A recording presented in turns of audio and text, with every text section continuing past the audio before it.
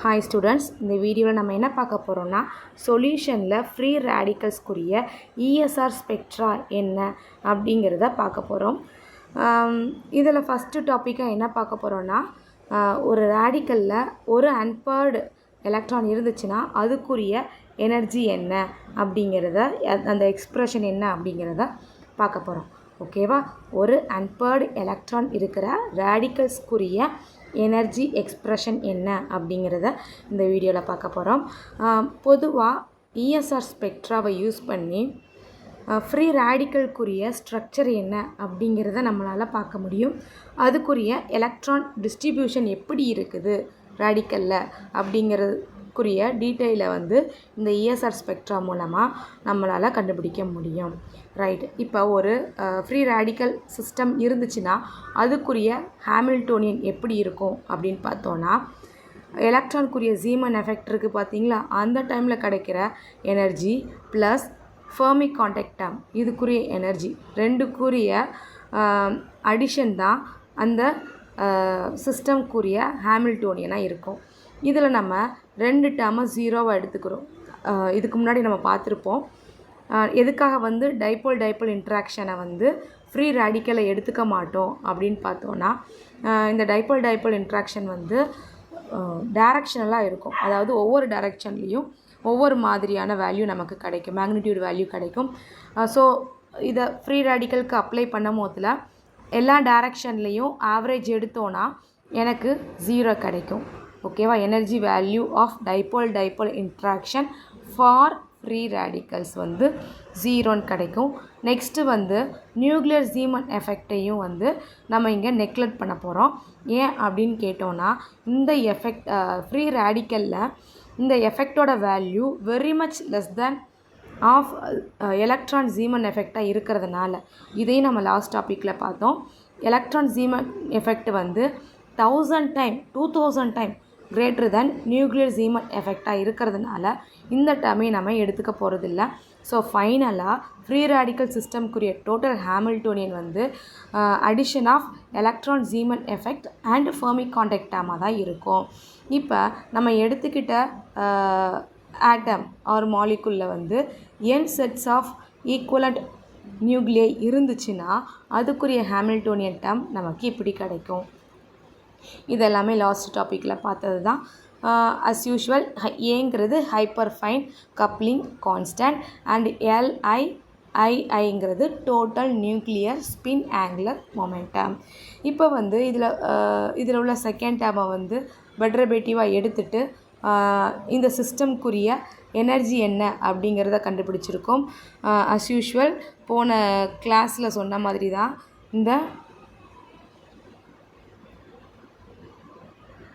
இந்த கிளாஸில் ஆல்ரெடி சொன்ன மாதிரி தான் பி.டேஸை எக்ஸ்பேண்ட் பண்ணியிருப்பாங்க.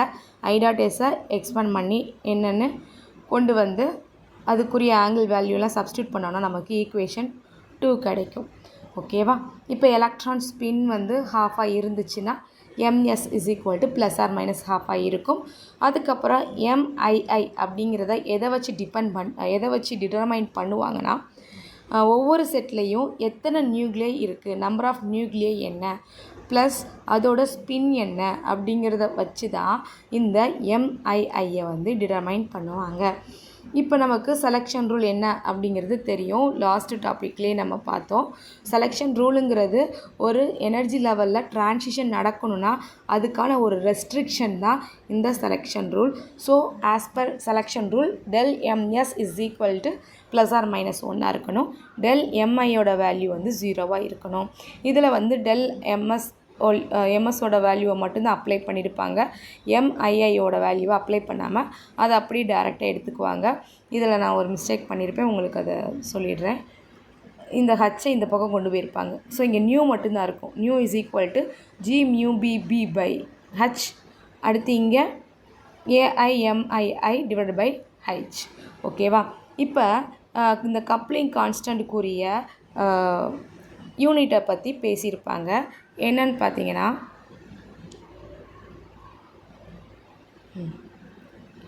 இங்கே பார்த்தீங்கன்னா லெஃப்ட் ஹேண்ட் சைடில் எனர்ஜி இருக்கும். இந்த டேர்ம்க்குரிய யூனிட் ஜூல்.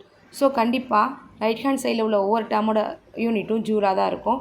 அதுபடி பார்க்கும் போதில் இது ரெண்டுமே வந்து வெறும் மேக்னிடியூட் வேல்யூஸ் தான். ஸோ ஏஐயோட யூனிட் வந்து ஜூலாக தான் இருக்கும்.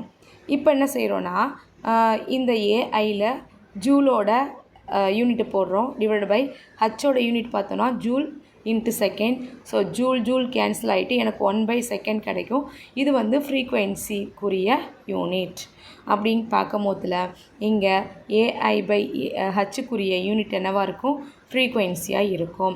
இந்த ஃப்ரீக்வன்சி யூனிட்டில் உள்ள டேர்மை கேபிட்டல் ஏஐ அப்படின்னு எடுத்துக்க போகிறேன். அதுக்கப்புறம் வந்து இந்த ஃபஸ்ட்டு டேர்மை நியூ நாட்டுன்னு எடுக்க போகிறோம். ஸோ இப்போ என்ன பார்த்தோம்? ஏஐக்குரிய யூனிட் ஈக்குவேஷன் 2ல் என்ன, ஈக்குவேஷன் 3ல் என்ன அப்படிங்கிறத பார்த்துட்டோம். அதுக்கப்புறம் இந்த ஹெட்ஸில் உள்ள யூனிட்டை வந்து ஹெட்ஸ் யூனிட்டில் உள்ள டேர்மை கேபிட்டல் ஏஐன்னு எடுத்துக்க போகிறோம். ஃபஸ்ட்டு டேர்மை வந்து நியூ நாட் அப்படின்னு எடுத்துக்க போகிறோம். எடுத்துக்கிட்டோன்னா என்ன கிடைக்கும்? Nu naught plus summation of I AI into MI. ஓகேவா? ஸோ ஈக்குவேஷன் 3லேருந்து பார்த்தோன்னா nu is equal to nu naught plus summation of AI MI. இதில் வந்து நியூ நாட்டை இங்கே வச்சுக்கிறணும், நியூவை இங்கே வச்சுக்கிறணும். சம்மேஷன் ஆஃப் ஏஐ எம்ஐஐ மட்டும் இந்த பக்கம் கொண்டு போகிறோம். ஓகேவா? கொண்டு போனால் என்ன வரும்? Nu minus summation of AI MI is equal to nu naught கிடைக்கும். ரைட்? ஸோ இதை அப்படியே இதில் அப்ளை பண்ணி பாருங்கள்.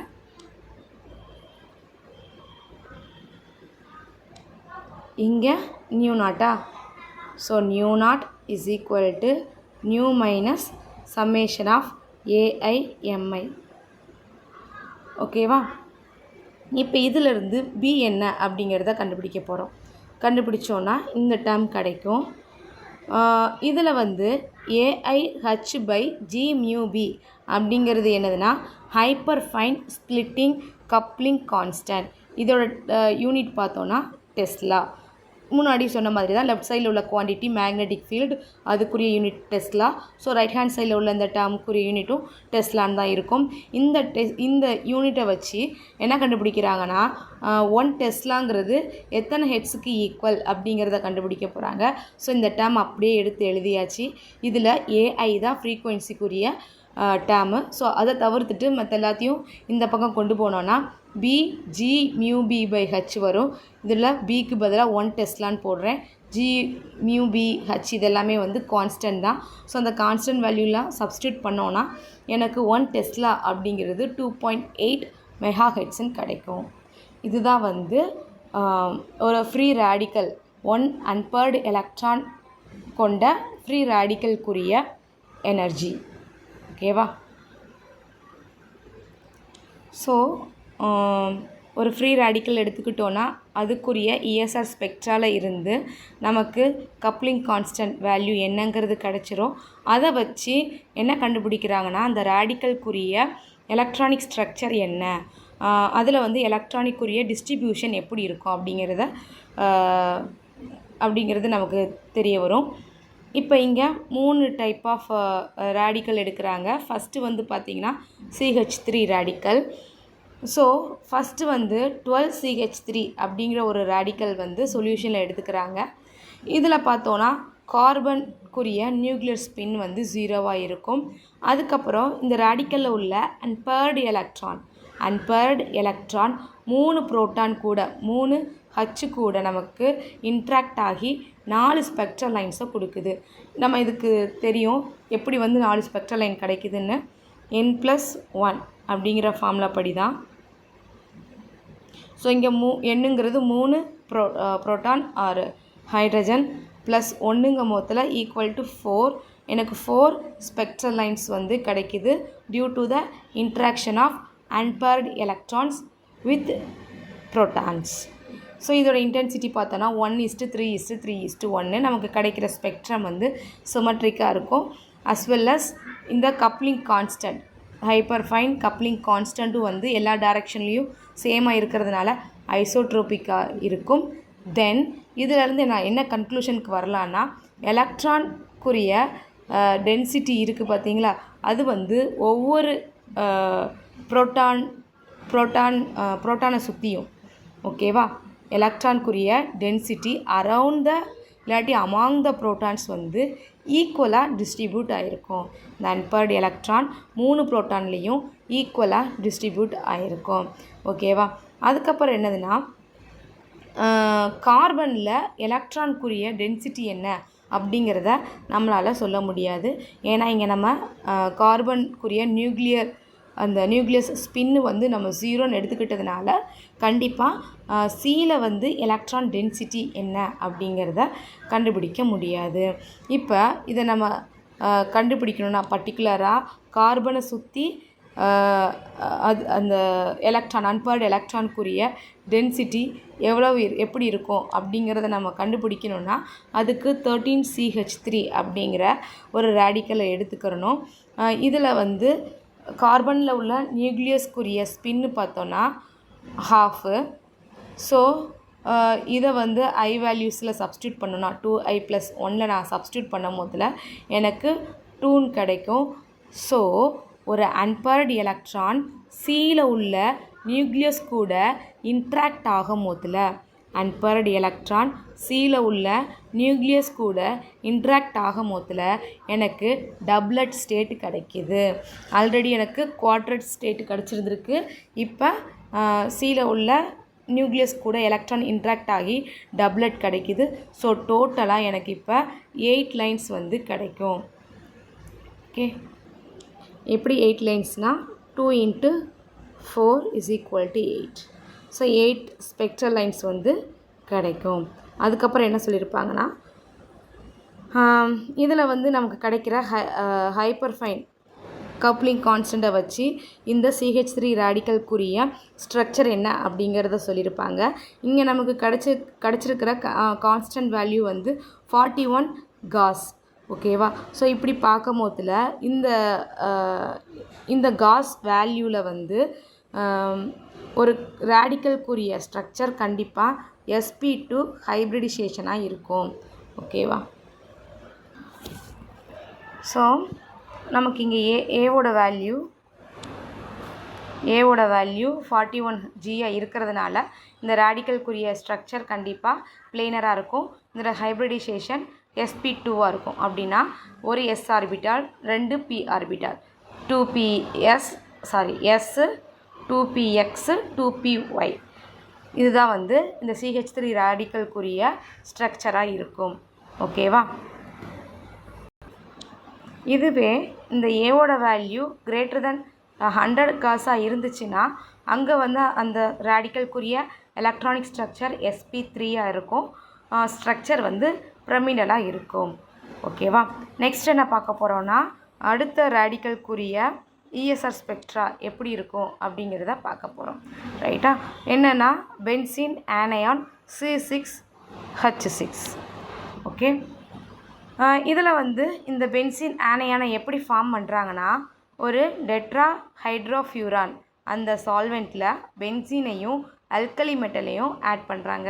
அல்கலி மெட்டலுங்கிறது லித்தியமாக இருக்கலாம் ஆர் சோடியமாக இருக்கலாம். ஸோ இந்த மாதிரி ஒரு 7 மெட்டல் கிட்ட இருக்குது. அந்த அல்கலி மெட்டல்லையும் பென்சினையும் டெட்ரா ஹைட்ரோஃபியூரான் அப்படிங்கிற சால்வெண்ட்டில் சால்வ் பண்ணும் போதில் நமக்கு பென்சின் ஆனையான் கிடைக்கிது. அங்கே வந்து ஒரே ஒரு அன்பேர்டு எலக்ட்ரான் மட்டும்தான் இருக்கும். ஓகேவா. நெக்ஸ்ட் என்னென்னா இந்த அன்பேர்டு எலக்ட்ரான் பென்சினில் எந்த பொசிஷனில் இன்ட்ராக்ட் ஆக போகுது இல்லாட்டி என்ட்ரு ஆக போகுது அப்படிங்கிறத பார்க்க போகிறோம். அதுக்கு முன்னாடி நமக்கு பென்சீனில் வந்து எந்த இடத்துல எலக்ட்ரான் ஆக்குபேஷன் இருக்கும், எந்த இடத்துல வந்து எலக்ட்ரான் ஆக்குபேஷன் இருக்காது அப்படிங்கிறத பார்க்க போகிறோம். இப்போ இதுதான் பென்சீன்னா பென்சீனுக்குரிய பிளேன் வந்து இதுதான். ஓகேவா. ஸோ பென்சீனுக்கு மேலேயும் சரி கீழேயும் சரி எலக்ட்ரானோட ஆக்குபேஷன் இருக்கும். பட் அதோட பிளேனில் வந்து எலக்ட்ரான் ஆக்குபேஷன் இருக்காது. ஓகேவா. ஸோ அன்பேர்டாக இருக்கிற எலக்ட்ரான் வந்து எப்போவுமே அந்த பிளேன் பொசிஷனுக்கு தான் வரும். அந்த பாயிண்ட்டை வந்து என்னன்னு சொல்கிறாங்க, நோடு. ஓகேவா. நோடு பாயிண்ட் சொல்கிறாங்க. இந்த நோடில் வந்து எலக்ட்ரானுக்குரிய ப்ராபபிலிட்டி டென்சிட்டி 0 இருக்கும். ஓகேவா. ஸோ அன்பேர்டு எலக்ட்ரான் வந்து அன்ஆக்குபைடு இந்த மாலிகுலர் பிளேனில் தான் வந்து என்ன ஆகும், என்ட்ரு ஆகும். அதுக்கப்புறம் வந்து இந்த எலக்ட்ரான் அங்கே உள்ள 6 ஹைட்ரஜன் இல்லாட்டி புரோட்டான் கூட இன்ட்ராக்ட் ஆகுது. ரொம்ப அதிகமான இல்லை, ஃபைனைட்டான இன்ட்ராக்ஷன் தான். இன்ட்ராக்ட் ஆகி நமக்கு ஸ்பெக்ட்ரல் லைனை கொடுக்குது.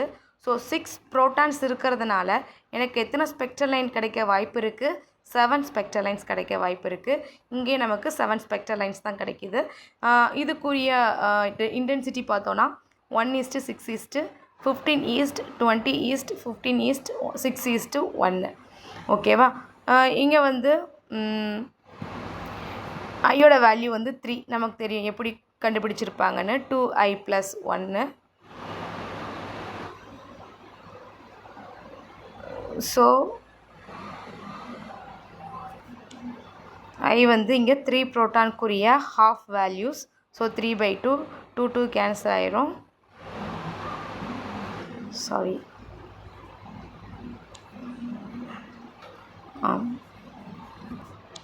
6 புரோட்டானுக்குரிய ஸ்பின் பார்த்தோன்னா ஹாஃபு. ஸோ எனக்கு 3 கிடைக்கும். ஓகேவா? ஐயோட வேல்யூ 3. அதை வச்சு நமக்கு எம்ஐயோட வேல்யூ என்னென்னங்கிறது கிடச்சிரும். இதில் நமக்கு ஸ்பெக்ட்ரம்லேருந்து கிடைக்கிற ஏ வேல்யூ வந்து 3.76 காஸ். நெக்ஸ்ட் என்ன பார்க்க போகிறோன்னா நைட்ரோபென்சோயேட் டை அனையான். இந்த ரேடிக்கலுக்குரிய இன்ட்ராக்ஷன் இஎஸ்ஆர் ஸ்பெக்ட்ரம் எப்படி இருக்கும் அப்படிங்கிறத பார்க்க போகிறோம். ஸோ இதுக்குரிய ஸ்ட்ரக்சரை பார்த்தோன்னா என்ன நமக்கு தெளிவாக புரியும். இதுதான் நைட்ரோபென்சோயேட் ஆனையான் டயானையானுக்குரிய ஸ்ட்ரக்சர். இதில் ஃபஸ்ட்டு என்ன நடக்குதுன்னா, ஃபஸ்ட்டு ஸ்ப்ளிட்டப் வந்து அன்பேர்டு எலக்ட்ரான் இந்த நைட்ரஜனுக்குரிய நியூக்ளியஸ் கூட இன்ட்ராக்ட் ஆகுது. ஓகேவா? அதனால் எனக்கு ஃபஸ்ட்டு எனக்கு ட்ரிப்ளெட் கிடைக்குது. ஓகேவா? மறுபடியும் எக்ஸ்பிளைன் பண்ணுறேன். நியூக்ளியஸ் நைட்ரஜனில் உள்ள நியூக்ளியஸும் அன்பேர்டு எலக்ட்ரானும் இன்ட்ராக்ட் ஆகி எனக்கு ஃபஸ்ட்டு ட்ரிப்ளெட் கிடைக்கிது. அதுக்கப்புறம் என்னென்னா, இந்த நியூக்ளியஸ் நைட்ரஜனில் உள்ள நியூக்ளியஸும் 1 பேர் ஆஃப் எலக்ட்ரானும் இன்ட்ராக்ட் ஆகி எனக்கு அகெயின் ஒவ்வொரு ஸ்பெக்ட்ரல் லைனும் ட்ரிப்ளெட்டாக ஸ்ப்ளிட்டப் ஆகுது. அடுத்து என்ன நடக்குதுன்னா, மறுபடியும் இந்த இன்னொரு பேர் ஆஃப் புரோட்டான் வந்து இந்த நியூக்ளியஸ் கூட இன்ட்ராக்ட் ஆகி ஒவ்வொரு ஸ்பெக்ட்ரல் லைனும் இப்போ எனக்கு ட்ரிப்ளெட்டாக ஸ்ப்ளிட் ஆகுது. ஓகேவா? உங்கள் புக்கில் கொடுத்துருப்பாங்க. அதே மாதிரி ஒவ்வொன்றுக்குரிய இன்டென்சிட்டி என்ன அப்படிங்கிறத கொடுத்துருப்பாங்க. மேலே இங்கே என்ன கொடுத்துருப்பாங்கன்னா ஏஎன், அதாவது நைட்ரஜனில் உள்ள நியூக்ளியஸ்க்கும் எலக்ட்ரானுக்கும் உள்ள அன்பேர்டு எலக்ட்ரானுக்கும் உள்ள இன்ட்ராக்ஷனால் கிடைக்கிற hyper fine coupling constant AN என்னங்கிறத கொடுத்துருப்பாங்க. அடுத்து AH(1) ஃபஸ்ட்டு புரோட்டான் பேரால் நமக்கு ப்ரொடியூஸ் ஆகிற கான்ஸ்டன்ட் கப்ளிங் கான்ஸ்டன்ட். அடுத்து AH(2) செகண்ட் பேர் ஆஃப் புரோட்டானால் கிடைக்கிற கப்ளிங் கான்ஸ்டன்ட். ஓகேவா? ஸோ அப்படி பார்க்கும் போதில் எனக்கு இங்கே 27 ஸ்பெக்ட்ரல் லைன்ஸ் கிடைக்கிது.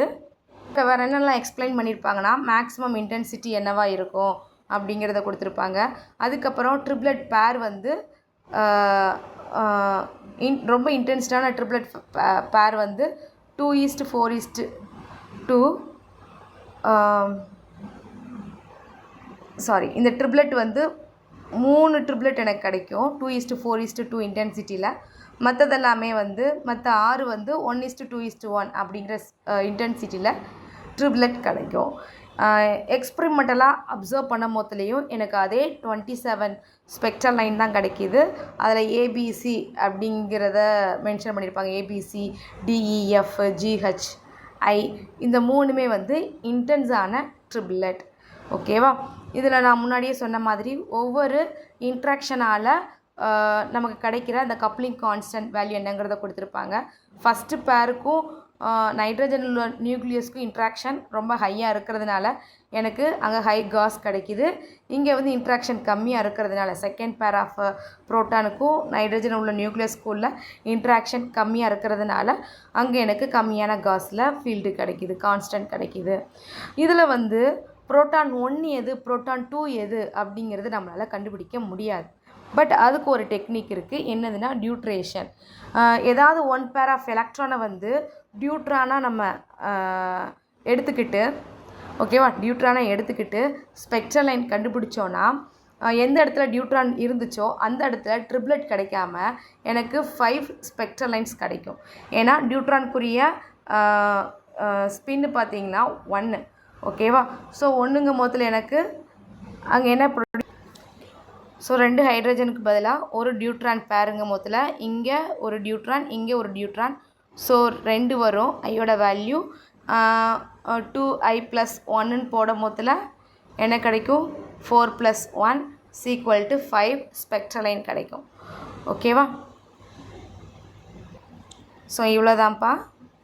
ஃபஸ்ட்டு வந்து என்ன கண்டுபிடிச்சோன்னா ஒரு ஃப்ரீ ரேடிக்கல்ஸ்க்குரிய எனர்ஜி டேர்ம் என்ன அப்படிங்கிறத கண்டுபிடிச்சோம். செகண்ட் வந்து CH3 ரேடிக்கலில் வந்து எப்படி வந்து எலக்ட்ரான் டிஸ்ட்ரிபியூஷன் இருக்குது அப்படிங்கிறத பார்த்தோம். இதில் வந்து முதல்ல 12CH3 எடுக்கும் போதில் அங்கே எலக்ட்ரான் டிஸ்ட்ரிபியூஷன் சேமாக தான் இருக்கும். எல்லா ப்ரோட்டான்லேயும் சேமாக இருக்கும். கார்பனுக்கு ஸ்பின் இருக்காது அப்படின்னு பார்த்தோம். நமக்கு வந்து கார்பன்லேயும் எலக்ட்ரானுக்குரிய டிஸ்ட்ரிபியூஷன் எப்படி இருக்குது அப்படின்னு தெரிஞ்சுக்கணுன்னா எடுத்துக்கிற ரேடிக்கல் 13CH3 இருக்கணும். ஸோ இப்படி இருக்கும் போதில் கார்பன்லேயும் சரி ப்ரோட்டான்லேயும் சரி அன்பேர்டு எலக்ட்ரானுக்குரிய டிஸ்ட்ரிபியூஷன் என்ன அப்படிங்கிறத பார்த்துருந்தோம். அதில் கிடைக்கிற ESR ஸ்பெக்ட்ரம் என்னங்கிறதையும் பார்த்தோம். செகண்ட் வந்து பென்சீன் ஆனையானில் வந்து அதே மாதிரி தான் எலக்ட்ரானோட டிஸ்ட்ரிபியூஷன் எப்படி இருக்கும் அப்படிங்கிறத பார்த்தோம். அதனால் கிடைக்கிற ஸ்பெக்ட்ரல் லைன்ஸ் என்ன அப்படிங்கிறத பார்த்தோம். இதில் வந்து CH3க்குரிய எலக்ட்ரானிக் ஸ்ட்ரக்சர் என்ன, ஹைப்ரிடைசேஷன் என்னங்கிறத பார்த்தோம். செகண்ட் இதில் வந்து எங்கே வந்து எலக்ட்ரான் இன்ட்ராக்ட் ஆகும் பென்சீனோட அந்த நோடு பிளேனில் தான். நோடு பிளேனுங்கிறது பென்சீனுக்குரிய மாலிகுல்குரிய பிளேன் தான் நோடு பிளேன். ஸோ அங்கே தான் நமக்கு என்ட்ராகி அங்கே உள்ள ப்ரோட்டான் கூட இன்ட்ராக்ட் ஆகி நடந்து நமக்கு வெளியில் வந்து 6 ப்ரோட்டான் இருக்கிறதுனால 7 ஸ்பெக்ட்ரல் லைன் கிடைக்கும் அப்படிங்கிறத பார்த்தோம். தேர்டு வந்து நைட்ரோ பென்சீன் டையானையான் அதில் வந்து எத்தனை ஸ்பெக்ட்ரல் லைன் கிடைக்கிது அப்படிங்கிறத பார்த்தோம். அதில் நமக்கு 3 கப்ளிங் கான்ஸ்டன்ட் கிடச்சிச்சு. எதனால் ப்ரொடியூஸ் ஆச்சு அப்படிங்கிறத பார்த்தோம். நமக்கு ப்ரோட்டான் ஐடென்டிஃபிகேஷன் வேணும்னா அங்கே என்ன மெத்தட் யூஸ் பண்ணலாம் அப்படிங்கிறதையும் பார்த்தோம். ஸோ இதோட இந்த டாபிக் முடிஞ்சு. தேங்க்யூ.